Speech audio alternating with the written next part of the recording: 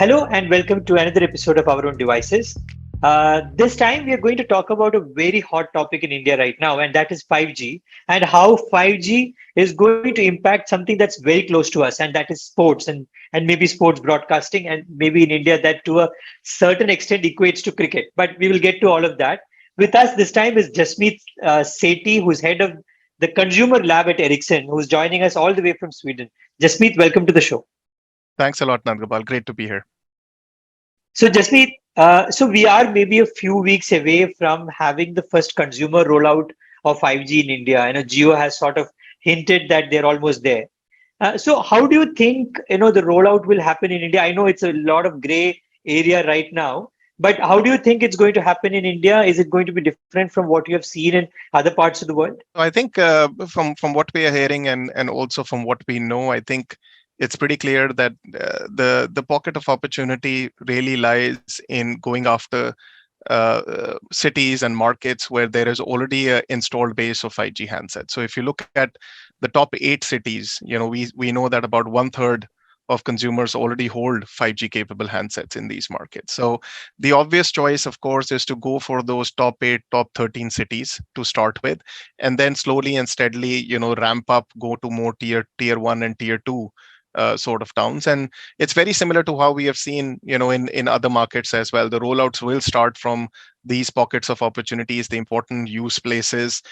So even when we look at deployment within Delhi or possibly Mumbai and so forth, it would start from areas that need that sort of capacity elevation. We are thinking about important intersections, important downtown locations, airport stations, and so forth, where we know there is a high congregation of people, and of course there is sort of a capacity crunch, and that's how I think 5G would be rolled out in subsequent phases, looking at those pockets of opportunities.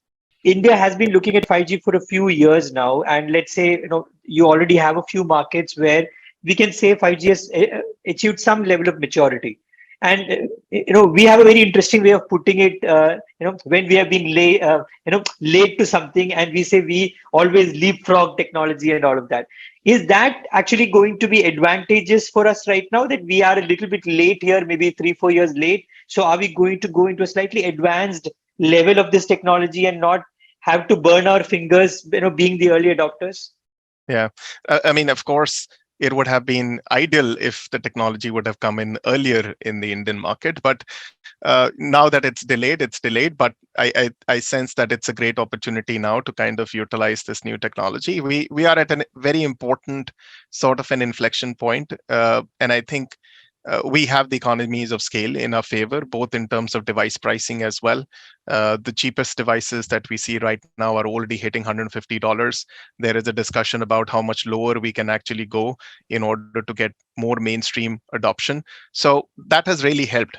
Going after this technology, maybe a few years later when you have device supports for pretty much all the bands available, a lot of manufacturers, OEMs, supporting different types of devices in different sort of premium brackets and so forth, has actually helped in a way. And I think we can also look back and learn from how things have actually manifested in some of the more mature markets and front runner markets. And there we see there are a lot of important learnings. I think the important learning is that we should not fixate too much about population coverage with regards to 5G. The most important metric that we see is now emerging in more mature markets is this perception of availability. So the perception of, is 5G really available where I am at that given instance, right? So am I really getting connected to 5G more than 50% of the time? And that's a bit of a benchmark that we are going after. And we see that that's where the Indian telcos essentially should keep the ambition levels, to ensure that while they are chasing this sort of population metric target, they keep a close eye on whether the consumers are really perceiving 5G to be available, in important sort of use places, whether that is indoor, outdoor, and so forth. And that's going to be an important part. The second big learning that we have seen is that the use cases, 5G is much more about experiences, and that's what we are seeing. The early adopters of this new technology are already power users. They have premium devices available, and they are expecting new experiences to be available, on a 5G plan.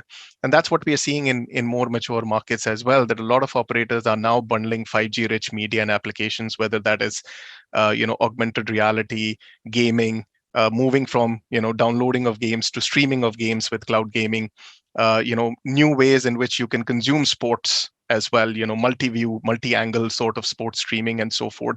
And these are services which essentially make the consumer feel that they're getting more value out of the technology, and also a confidence to kind of pay a premium as well for the technology. So these are all learnings that I think the Indian operators can take from the global markets, and not perhaps make the same mistakes that the others have actually made when launching 5G. It is interesting that you touched upon this experiences thing, right? Especially when it comes to sports, and I can tell you, I experienced this first time in 2018 when um, you know Intel was sort of showcasing how 5G is going to roll out, and this is I think before the 2018 Winter Olympic Games, and it showed 8 different streams of 8K being simultaneously switched. So you basically have all possible angles of a sports event, and the user has the capability to just switch from one stream to the other and just watch the angle they want to see. So how close are we, or how far away are we right now from something like that? And I know to give this kind of an experience is not just up to the network or the device, right? Because you need the entire ecosystem to be in place to do something like this. But is this a little bit of a dream world right now, or are we actually seeing scenarios like this? No, I think to be realistic, I think those are the type of use cases that we are seeing being deployed first. And the reason for that is that it's, when you look at these important use places, for example, stadiums, arenas, concert facilities, and so forth, it's perhaps easier for us to deploy 5G, maybe a private network in these locations, and assure a sort of a high quality of service, especially at these occasions where you have thousands of people going in. You need to maintain a certain service level quality as far as capacity is concerned. So I am a firm believer, and I've always said that the first experience consumers might actually have of these 5G experiences is going to be in a sports arena or in a concert. And the example that you're talking about, I think, as you mentioned, it was there in 2018. We saw a bit of glimpse of that in the Champions Trophy as well, where we had about 60 cameras, stitching a bit of a time sliced replay that you can watch from like 360 degree. So you can rotate the player, you can see how the shot was actually played and so forth. And all that is now coming in, with 5G. I think the interesting part out here is that there are more use cases that we can explore apart from just broadcasting. So you could be your own creator with 5G, because now we are offering you the capability of both better uplink and downlink on the 5G side. So imagine if we are going into watching a cricket game, and we might not have the best seat experience. The seats that we have possibly in the arena are not the best seats. It's hard to catch the game. But then I can actually get a feed from somebody, a live feed from somebody who's sitting much closer to the stands, or much closer to the action. And all that data is then synchronized and being stitched together in a bit of a time synchronized live feed. So I can look at different angles based on where people are sitting in different vantage points across the arena. And that type of a curated crowdsourced feed will now be possible with 5G. And that is where the power of 5G comes in, to offer these new capabilities to content creators to create and curate new content, in addition to what we might also see coming in more on the broadcast side of things as well. So, Jasmeet, if we go back to this, the concept of the stadium or the arena that you spoke about, and our experience so far has been that when you go into such a situation, like where there are thousands of people, you are going to suffer a network problem, right? So this is basically like 5G can come in as a solution wherever you think there's going to be a high load on the network. Is that right? Yeah, that's absolutely correct. Because when you're going into a stadium, you're just not watching the game. You are multitasking. You are on social media, you're streaming, you're exchanging the action and video clips with your friends and so forth. So there is, of course, a lot of traffic at that point of time and a lot of data consumption in these locations. And 5G is designed to kind of take care of those capacity demands that kind of exist. And of course, depending upon what bands you kind of deploy, we have seen millimeter wave being deployed, high band being deployed in stadiums as well. But even mid band is good enough. If you were to take like a deployment, sort of a private network sort of deployment into a stadium, I think it can still offer a great experience to thousands of fans that might get in. And in addition to that, I think from an experiential perspective, we did talk about live streaming and live feed, but I think the most important area that might also come in, an important use case, is augmented reality, and immersive sort of experiences that might come in, right? So today, for example, you see a bit of this ball tracking, in cricket, right? But that's again broadcast. But imagine if you didn't have a great seat in the stadium and you flip out your smartphone camera and the ball is about to happen, you can essentially track where the shot was played, and you could get that superimposed augmented reality tracker. You could also see the last sprint of the bowler, how quickly was he bowling, or the bat speed and so forth. So a lot of sensor data that can now be enriched using augmented reality and offering spectators a much more richer experience to understand sports is going to come in. And this is something that we already see happening in more mature markets. So if you look at sports like baseball, for example, in US, in South Korea, we have seen this in European markets with soccer, that you can flip out your phone and you can look at the last sprint of your favorite player. You can look at the locations of your favorite player in augmented reality, but also simple things like wayfinding inside the stadium, right? The nearest parking spot in augmented reality, or trying to find the food outlet, in augmented reality. So wayfinding also is going to become a very important sort of a use case inside the stadium itself. So, is this going to come out, or as you said, it's already out there in many places. Is this like a pre-installed capacity? As in, would you have a Wankhede Stadium board saying with 5G, or is it something that will, you will switch on, switch off, from the network side whenever the demand arises? Yeah, I mean, both the models are possible, right? I mean, we could have a truck roll of equipment, going on to these locations and powering up 5G when we need that sort of capacity. But slowly and steadily, I think from what we are seeing also in global markets is that operators are taking a keen interest in these locations.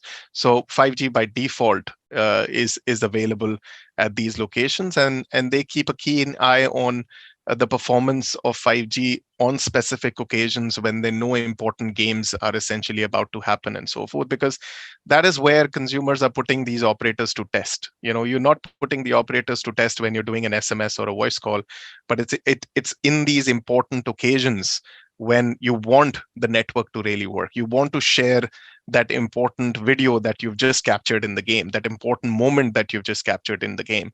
And if that doesn't go through, or if something buffers and you want to watch a replay and something buffers, that's where you make an impression about your service provider, and that is to stay for a long time. So I believe it's going to be both the models, and it will start with important locations, as we have talked about, downtown, important work locations, stadiums, arenas, concerts, stations, airports.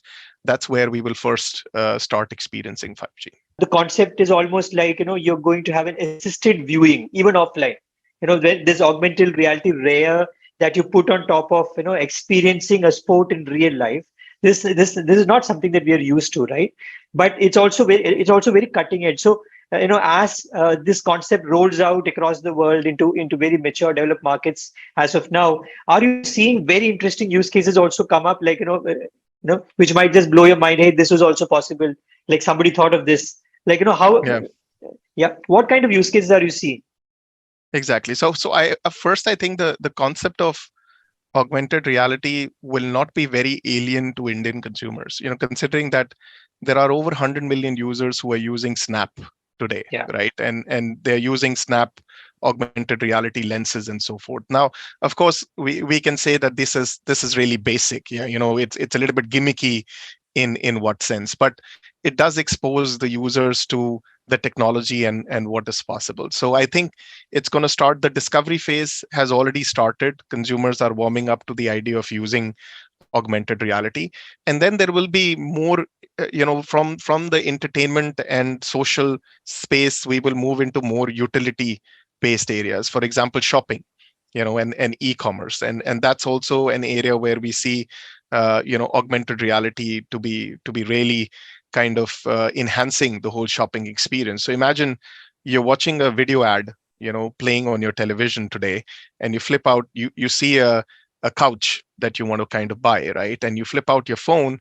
The phone has an AI algorithm that can look at the video feed on your television and can place the exact same couch in three-dimensional inside your room. So you can manipulate and look whether that couch is really going to fit with the aesthetics of your room or not, right? So all this technology is now coming in. And these are the types of use cases that we are seeing more in the utility and shopping sort of spaces.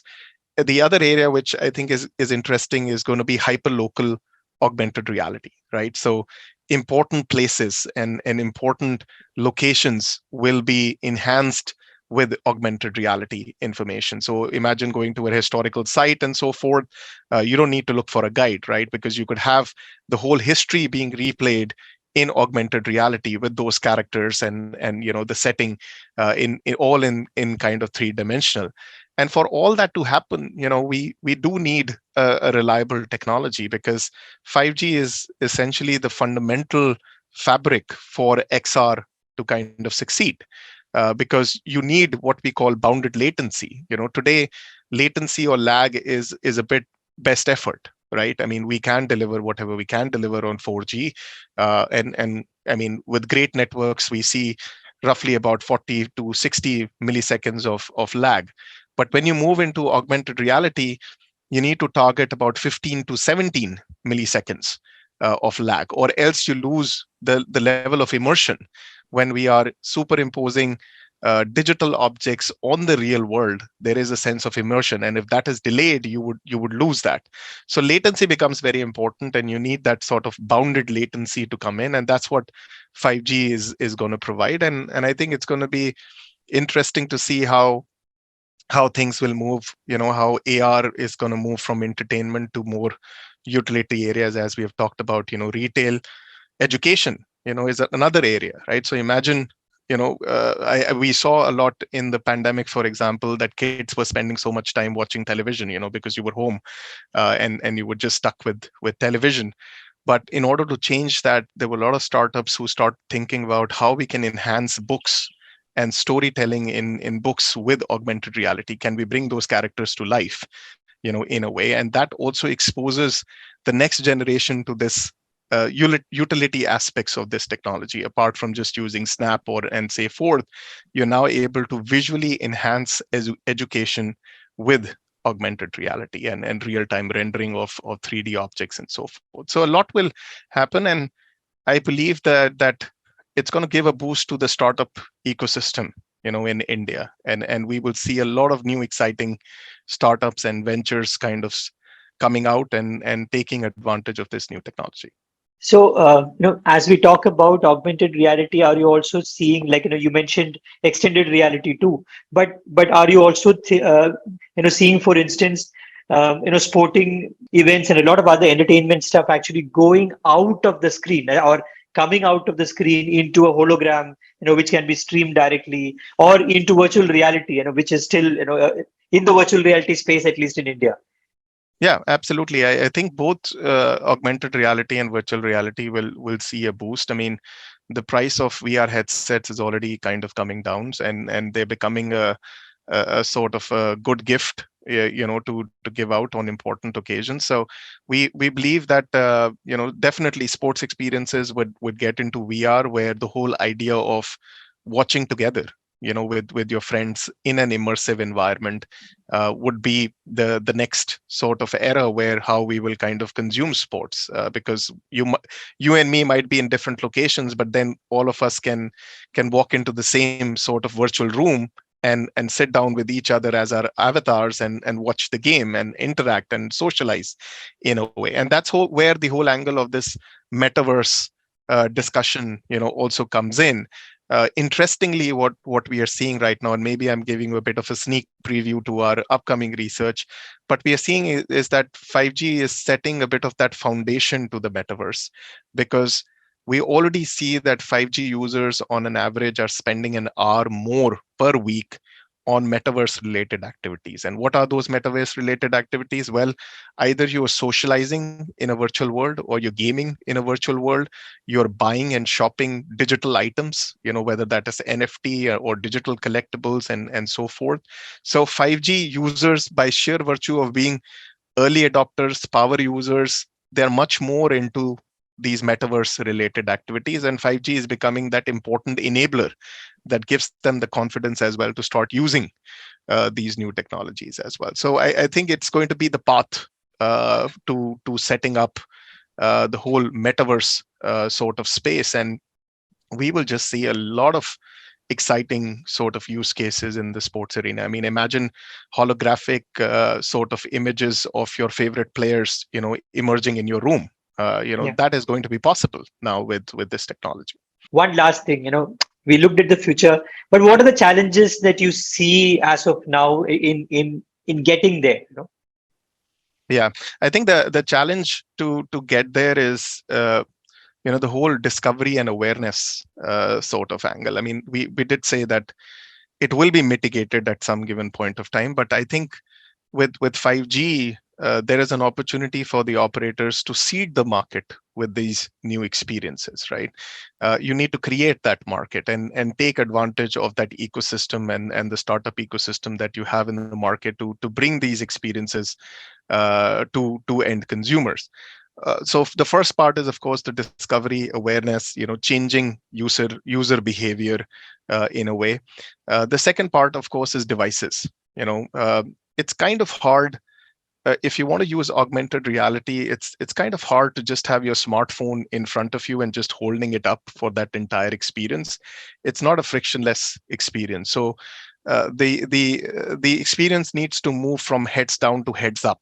From smartphones to glasses, and that's where we see most big tech conglomerates are working in that area of augmented reality glasses and so forth. But the challenge is huge, because you need to miniaturize optics, you need to think about battery power consumption and so forth. So that challenge needs to be overcome if we really would want to see AR really kind of going, or XR really kind of going mainstream. The third challenge is essentially on the network sort of side, and the challenge on the network sort of side is that today, just as an example, if you play Roblox or any of these virtual, Fortnite, PUBG, and so forth, we have seen a lot of users kind of complaining about their handsets heating up, when they're intensively playing. And the reason for that is we are taxing the graphical processing unit of the smartphones. The smartphones cannot take that much of intensity and graphical processing and computing on the device itself. So when you're loading a device on the computing side, those things are bound to happen. Battery drain is bound to happen. Heating of devices is bound to happen. So we would have to think, if we want the metaverse to scale, and we're thinking about these virtual worlds and so forth, we would have to think about moving the computing to the edge, or think about what we call remote rendering, which is we will think about an edge location where we can do all the computation and just stream the video to Yeah. the devices.